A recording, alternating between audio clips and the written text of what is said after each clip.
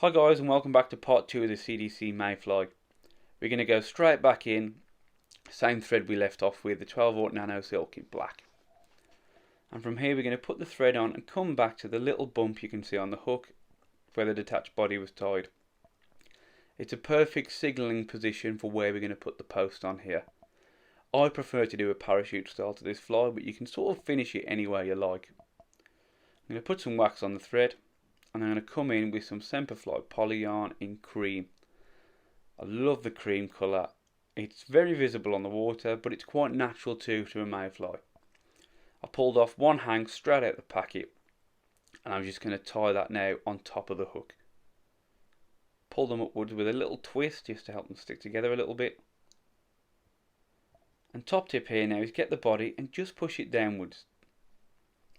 You'll see here that the body then stays temporarily down and out of the way as I'll wrap around that stem now, just to make things a little less fiddly.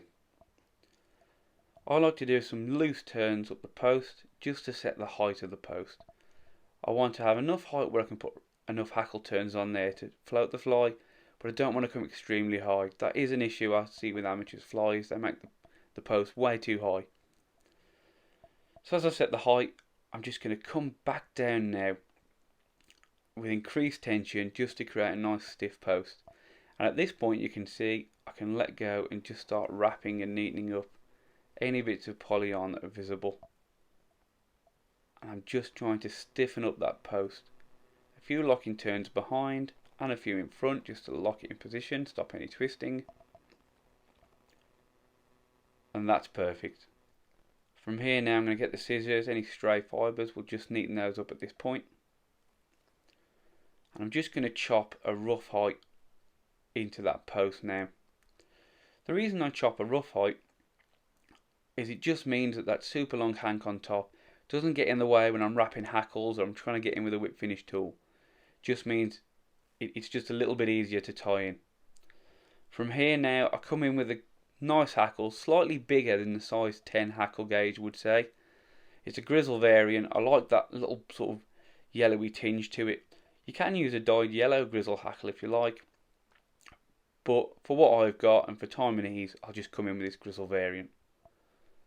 So I've done 3 turns to lock it to the hook, and I'm just going to wind it up the post just to make sure that stem is locked in at the top of the post, and I'll come back down again. All these extra turns are just stiffening up that post more, locking it in place. Just make sure I'm happy and trim off that tag end. I'm going to bring the thread right back down now to the base of the hook, ready for waxing. And the dubbing we can use, there is a range. I like to use either sparkle dubbing in black from Semperfli. A Seals First Sub is also good, but any sort of light buggy synthetic dubbing works fine. You can use a natural, but I think naturals have a habit of soaking up water and it just makes the fly a little bit more prone to drowning. So a nice good noodle there going onto the hook, onto the thread, sorry. I'm also going to trap a Hackle fibre on, make multiple attempts to get it off and still not actually remove it. And I'm going to start then by wrapping up the body, tighten up the noodle as we go along, right the way up to the eye and back down again. A turn in front of the base and a turn behind. Any long fibres we just break off. And we'll get the thread back onto the post. Really important you get it back on the post. Finally I'll pull off that stray hackle fibre and bend the body downwards just so it's out of the way as we wrap the hackle. I like to do a loose turn to start with, just see how the hackle's sitting. It's crucial that you make sure the shiny side of the hackle is pointing downwards. And then we're going to come in now with 5 or 6 turns. It's quite a heavy hackled fly. We need to make sure it floats, and it's a bowl pattern anyway. So we're just going to come down right to the base of that post, making sure we're not trapping any previous turns of hackle as we go. And with the thread now we're just going to come over that tag end and secure it in place. 3 turns is normally plenty,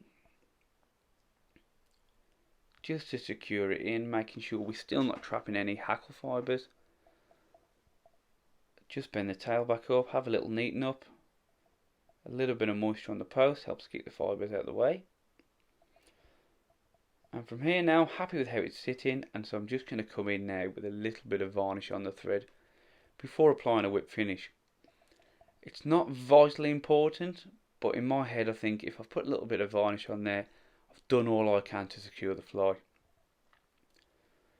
If you've got a rotary vise, turn it sideways during this step. It makes it so much easier to just bring the whip finish tool right down at the base of that post. 3 turns is plenty. A good bit of tension to secure the fly. And at this point now, just pull that post apart, sends all the hackle stems downwards so it's nice and tight, and trim off that tag end. Any stray fibres can be cut off here that have been trapped in the thread. Bring the body back up, make sure we're happy with the post. We're going to trim the thread off, and now we can make the final touches to the fly. We can brush out the thorax first to create a nice buggy effect. Any fibres that pull out way too long, we can just pull those off. Come in with the scissors and set the final height. I like a nice long post here to imitate the wings of a mayfly. We can separate that out a bit, cut off any stray pieces of polyarn, brush it all out straight, and from here you could finish the fly. It would fish perfectly fine like that, but I like to do one little extra step. I like to come in with a yellow Sharpie. I'll add a bit of tension on the polyarn first and just brush upwards. It gives a nice base covering now of the yellow, just to imitate the natural wing. As you can see, but to finish off now, I'll bring the black Sharpie in just to imitate the veins in the natural wing of the mayfly.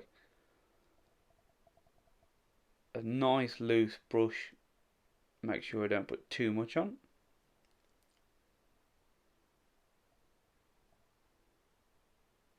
And you can see the effect that creates. A lovely, more natural looking post. It's still visible from a mile away. And that's pretty much the finished pattern.